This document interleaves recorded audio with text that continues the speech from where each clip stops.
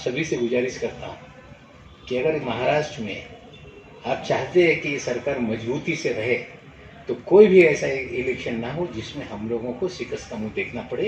ये जिम्मेदारी आपको उठाने का काम करना पड़ेगा। अब मैं मुंतज़मीन से दरख्वास्त करता हूं कि वो हमारे आज के मौजूद मेहमान आली जनाब नवाब मलिक साहब की खिदमत में नजराना अक़ीदत पेश फरमाएं। पेश फरमा रहे हैं।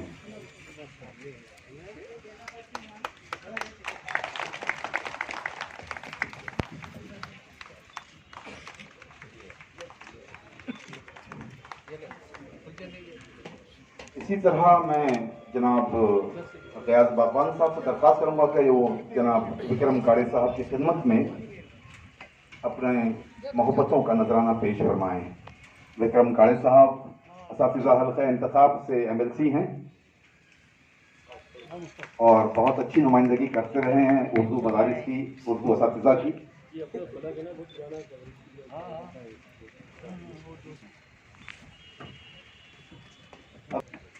हसन चौधरी साहब की खिदमत में हसन चौधरी साहब तशरीफ लाइए। सैयद अब्दुल खदीर मौलाना साहब की खिदमत में नजराना अक़ीदत पेश फरमाएं अपनी मोहब्बतों का नजराना। फारूक बागवान साहब से दरख्वास्त है कि वो जनाब कमाल लीडर और बहुत मुतहरिक शख्सियत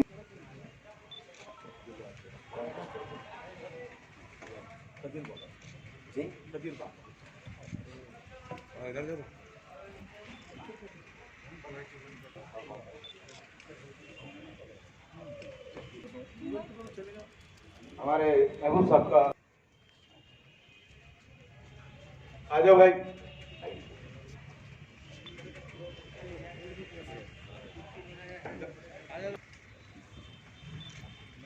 सुकून दिल के लिए कुछ तो एहतमाम करूं, जरा नजर जो मिले। आमदार सतीश भाऊ चौहान की तशहीर के लिए हमारे मिनिस्टर साहब नवाब मलिक साहब यहाँ आए हुए हैं और हमारे छोटे से बुलावे पे बागवान बिरादरी का इन्होंने दावतनामा कबूल किया। बागवान बिरादरी हमेशा जो है तो राष्ट्रवादी कांग्रेस से 20 साल से जुड़ी हुई है और हर बार सेकुलर ही का साथ देती है। हमारे पास जितने भी वोटर्स है ग्रेजुएट हमारे गांव में, कस्बों में, तालुकों में, ये सभी जो है तो हर बार हमारे राष्ट्रवादी का ही साथ देते हैं, सेकुलर जमात का ही साथ देते हैं।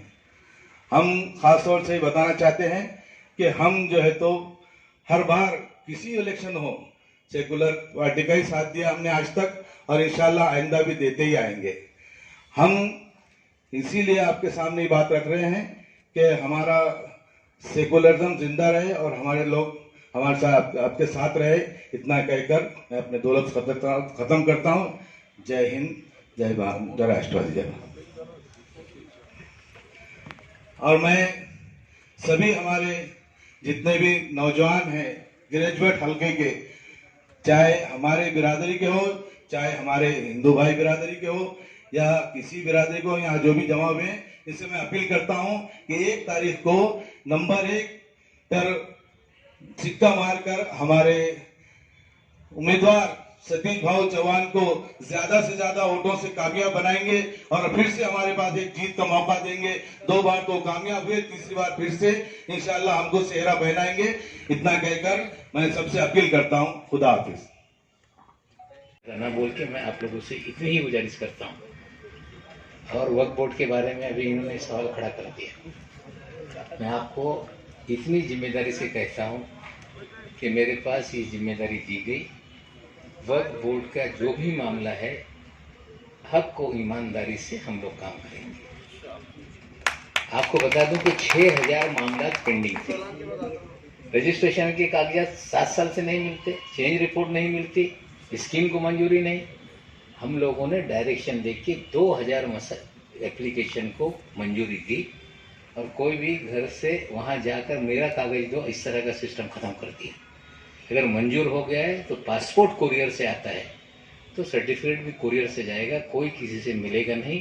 और जब मिलेगा नहीं तो दुकानदारी भी नहीं चलेगी। सिस्टम हमने बदलने का काम किया है।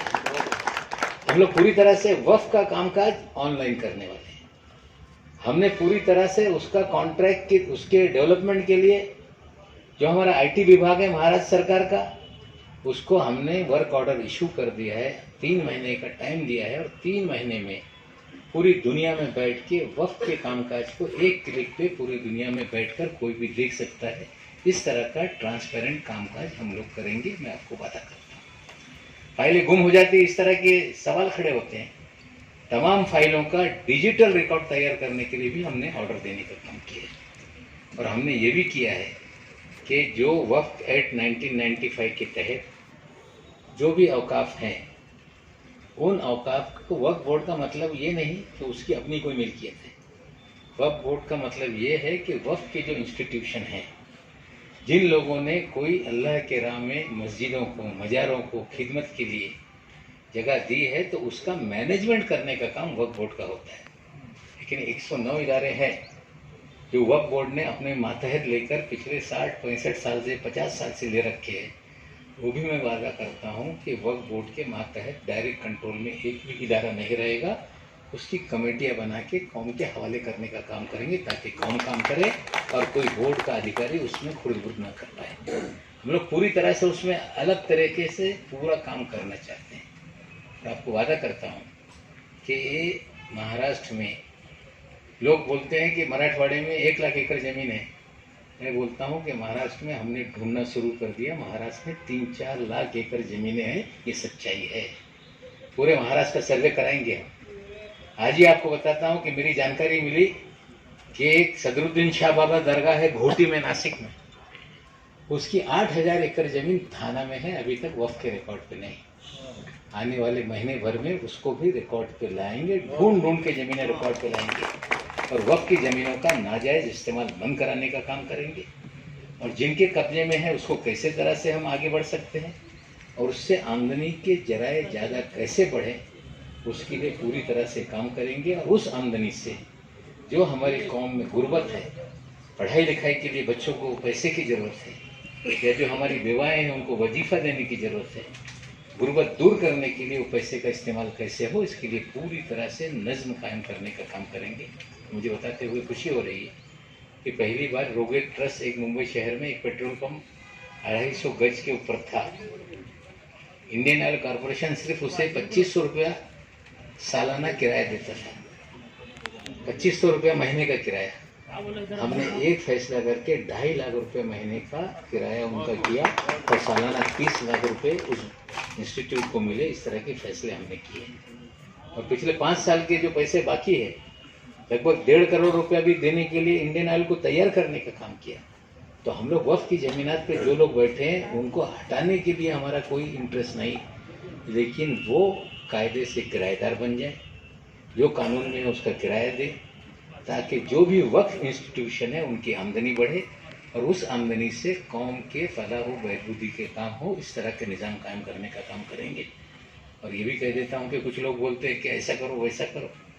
36 ज़िले में 36 ऑफिस बनेंगे, 6 डिविजनल ऑफिस बनेंगे और पूरी तरह से निज़ाम बेहतर हो, इस तरह का काम करेंगे। भगवान साहब आप फिक्र ना करें, जब तक मेरे पास जिम्मेदारी है अल्लाह को हाजिर और नाजिर जान के हम लोग, ये अल्लाह की ज़मीन है, अल्लाह के नाम पे वक्फ की गई है, अगर उसमें जो भी अमानत में खयानत करेगा उससे ऊपर वाला बख्शने वाला नहीं है। लोगों को समझने का काम करना पड़ेगा। मसला आपने वक्त का बोला इसलिए मैंने ये बातें कही, लेकिन मैं आप सभी से गुजारिश करता हूँ कि अगर महाराष्ट्र में आप चाहते हैं कि ये सरकार मजबूती से रहे, तो कोई भी ऐसा इलेक्शन ना हो जिसमें हम लोगों को शिकस्त का मुँह देखना पड़े। ये जिम्मेदारी आपको उठाने का काम करना पड़ेगा। कल 1 तारीख के इलेक्शन में सतीश चौहान साहब हमारे पुराने साथी हैं, 12 साल तक वो एमएलए रहे। 1 नंबर का जो उनका आंकड़ा है वहाँ पे 1 लिखना है, कोई टिक कर देगा, चौकड़ी मार देगा तो वो इनवैलिड वोट होने वाला है। 1 सीधे लिखें और वो स्केच पेन देगी, अपने कलम से कोई नहीं मार्क करेगा। कोई बोलेगा मैं अपने कलम से कर दूंगा तो भी इनवैलिड होगा। स्केच पेन जो दिया जाएगा उसी में 1 का आंकड़ा लिखना है, लेकिन 1 का आंकड़ा लिख के अगर ऐसे फोल्ड कर दिया तो इसका निशान इधर लग जाएगा, इनवैलिड वोट होने वाला है। 1 का निशान लगाने के बाद उसको इस तरह से फोल्ड करने का काम करना पड़ेगा। ऐसे फोल्ड करके आप इस तरह से जब डालेंगे तो आपका वोट वैलिड हो जाएगा। और आप लोगों से हम लोग गुजारिश करने के लिए कि आप सतीश चौहान साहब को जो भी वोटर हैं घर घर जाइए, उन्हें ले जाकर वोट डलवाइए, ताकि इस मराठवाड़े के 8 जिले में जो ये ग्रेजुएट कॉन्स्टिट्यूंसी के उम्मीदवार हैं रिकॉर्ड वोट से जीत जाएं, ताकि एक रिकॉर्ड बने। इतनी ही उम्मीद करके मैं तहे दिल से बागवान साहब का, उनके तमाम हल्के अहबाब का, उनके साथियों का शुक्रिया अदा करता हूं कि उन लोगों ने यहाँ पर एक अच्छा जलसा मुनक्किद किया, जिसके जरिए हम लोग अपनी बात रखने के लिए आए। और औरंगाबाद के लोग बहुत सूझबूझ वाले हैं, समय समय पे फैसला लेते समय अक्लमंदी से फैसला लेते हैं। हमें लगता है उन्हें ज़्यादा समझाने की ज़रूरत नहीं थी, फिर भी एक रस्म होती है कि कहीं ना कहीं लोग जाएं, बात करें। उसी तरह का हमने आज यहाँ पे काम किया और उम्मीद करते हैं कि जब नतीजा आएगा तो सतीश चौहान जी फिर हमारे साथ रहेंगे। इन्हीं चंद बातों के साथ अपनी बात खत्म करता हूँ। शुक्रिया। जय हिंद, जय महाराष्ट्र। मैं यहाँ आने वाले तमाम मेहमानों का, जिसे कदीर मौलाना, हमारे मंत्री नवाब मलिक साहब, कैलाश पाटिल साहब, हमारे विक्रम काड़े साहब, तौल फारूकी साहब, हमारे मुश्ताक भाई, बनकर साहब, नऊब भाई और रजवी साहब, ईसा हाजी कुरैशी साहब और ख्वाजा भाई, खालिद सैफुद्दीन साहब, तमाम जो मोतबर मेहमान आए, तमाम हमारे बोहरी बिरादरी के मेहमान आए, हमारे गांव से ग्रेजुएट हमारे रिश्तेदार आए बागवान बिरादरी के, उनका भी सबका शुक्रिया अदा करना। सैदी साहब का बोला नाम साहब, हमारे दानिया साहब, इनका भी योगदान रहा है इस महफिल में, इस महफिल को जमाने में और ग्रेजुएट हल्के के लोगों को इकट्ठा करके वोटिंग कराने का हम इंशाअल्लाह वादा करते हैं हमारे मंत्री साहब से कि ज्यादा से ज्यादा वोट कराने का काम करेंगे और उम्मीदवार को जिताने के लाने का काम करेंगे। और फिर से सबका शुक्रिया अदा करके खुदा हाफिज। जय।